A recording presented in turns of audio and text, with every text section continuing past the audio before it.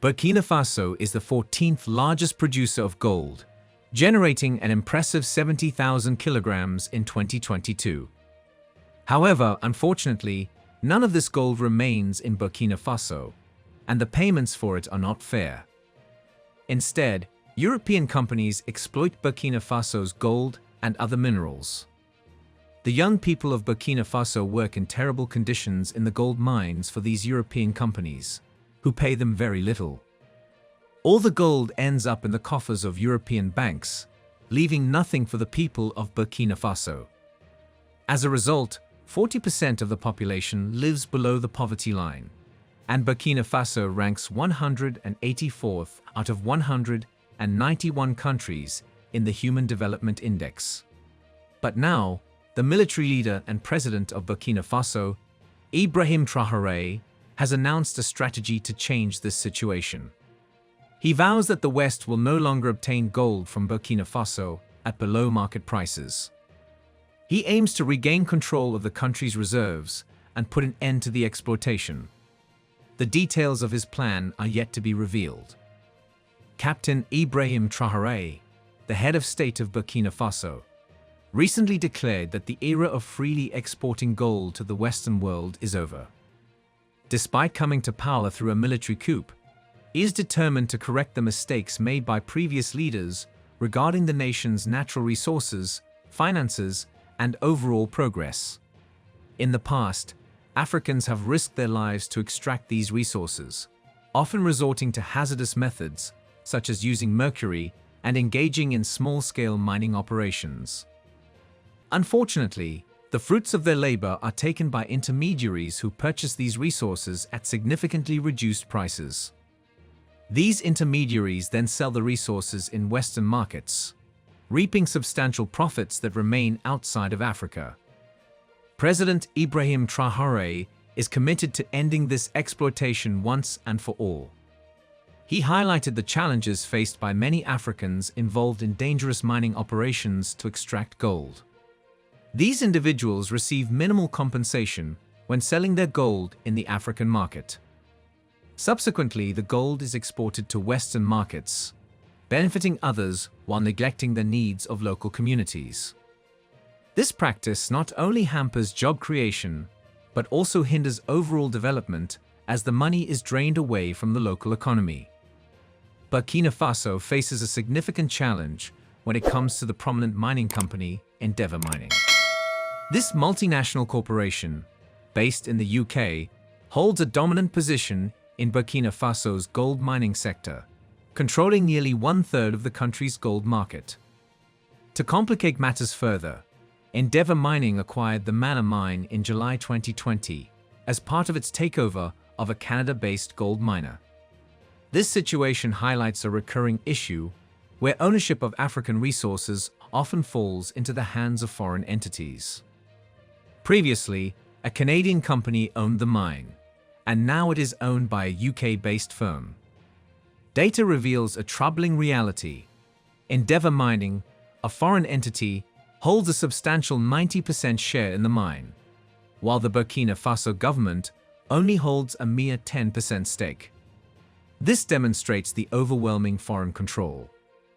Burkina Faso is recognized as the world's 14th largest gold producer in 2022, underscoring the significance of its gold reserves.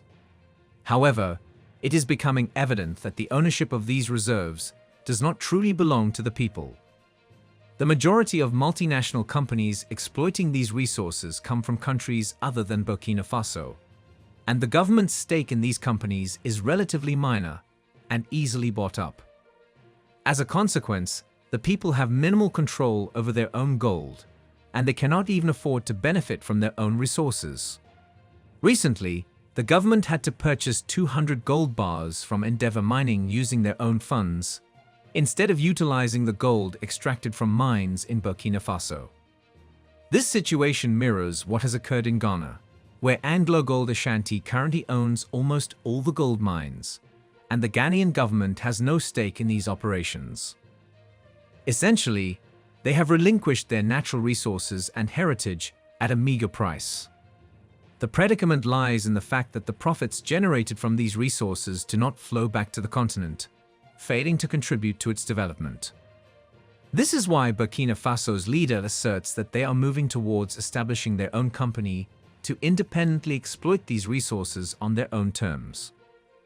Their aim is to enhance the value of the resources and sell to the highest bidder, ensuring that the earnings flow back to Burkina Faso for the nation's development.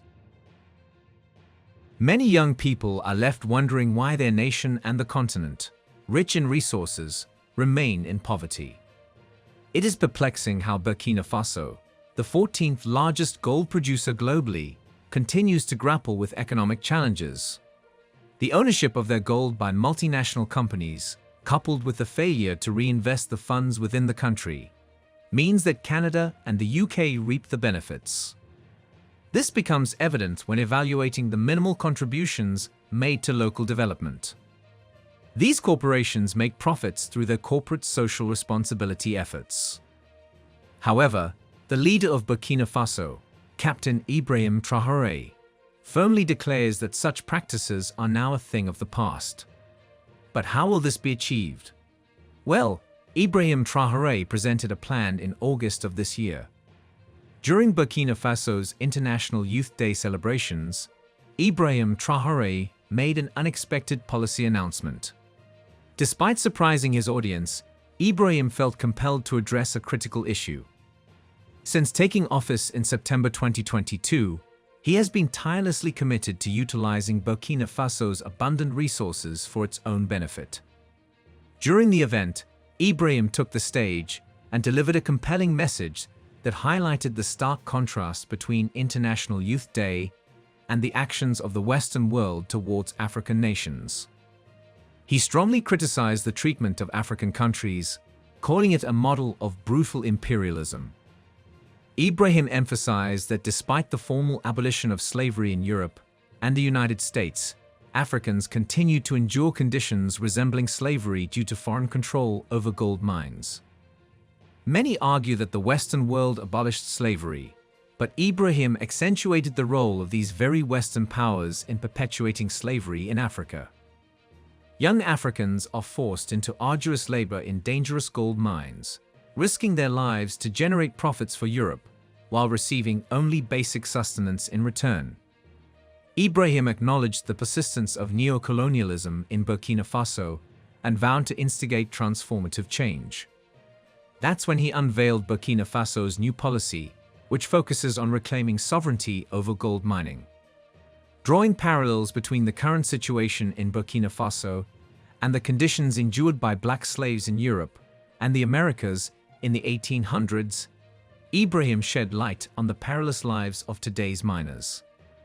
He posed thought-provoking questions about the miners, their families, and the exploitation they face, highlighting the injustice of their labor.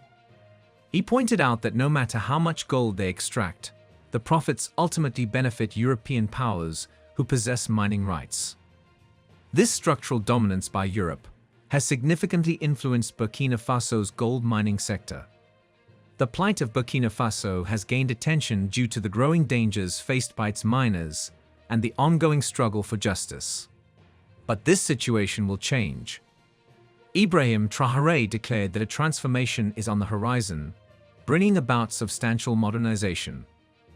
He revealed his plan to establish a company that will take control of all mining sites in Burkina Faso, especially the gold mines. This radical change will kick out the European companies.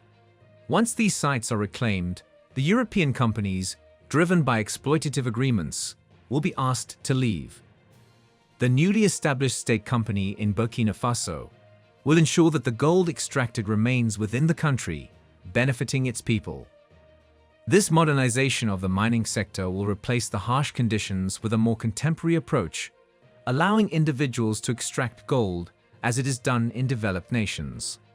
From now on, gold exploitation will signify using it for the advancement and enrichment of Burkina Faso's citizens, not European people.